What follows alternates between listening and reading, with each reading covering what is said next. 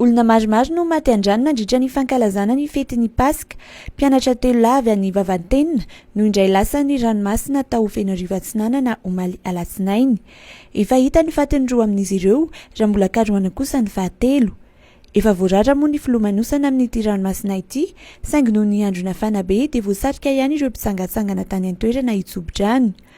Olona 2 ihany koa no hita faty narendriky ny ranomasina tany Lavanono, distrikan'ny Beloa hatramin'ny androany talata maraina.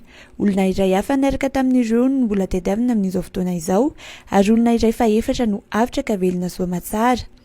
Ankoatr'izay dia nitrangana loza ihany koa tao amin'ny Farita-Tamarina, any Betafôtsirabe omaly alatsinain'ny Paska. Olona nitaingina lakana ka nivadika no nahatonga ny loza araka ny vaovao avy amin'ny zandarmaria any an-toerany. Miisa enina izy ireo no maty, ka anisan'izany iray mpianakaviana iray miaraka amin'ny zanany 2. Faritra 5 amin'ireo 13 manerana ny Madagasikara sisa no mbola ahitana trangana retina Covid-19 ary miisa 13 ireo marary vaovao teo anelanelan'ny 9 hatramin'ny 15 aprily araka ny tatitry ny Ministeran'ny Fahasalamam-bahoaka tamin'ny faran'ny herinandro teo. Ny 17 avy eto Analamanga, 2 avy any Matsiatrambony, marary iray avy kosa avy any amin'ny faritra Itasy, Vakinankaratra ary Melaky.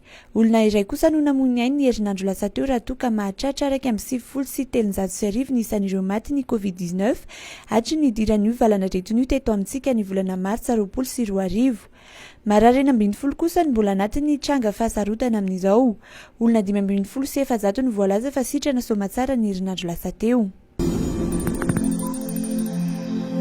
Tsy misy ahina ny mety isian'ny fahatapahan'ny famatsiana solika eto Madagasikara, hoy zareo avy ao amin'ny ofisym-pirenena amisahana ny akoran'afo.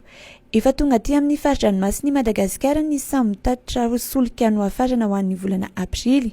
Mahatratra amin'ny 70 andro araka izany ny tahirin-solika eto Madagasikara raha mifamenona amin'ireo tahiry 70 andro ao amin'ny toby fitehirizan-solika. Ankoatra ny fahampian'ny tahiry dia milaza ry zareo avy amin'ny OMH fa tsy hiakatra atoato aloha ny vidin'ny solika. Mbola mitohy izy ny fifampirarana amin'ireo mpanafatra amin'ny firafitry ny vidin'ny solika. Raha ny vaovao avy amin'ny OMH dia efa mahatratra 900 ariary ny elanela ny vidin'ny solika eny amin'ny tsena sy ny vidiny tena marina.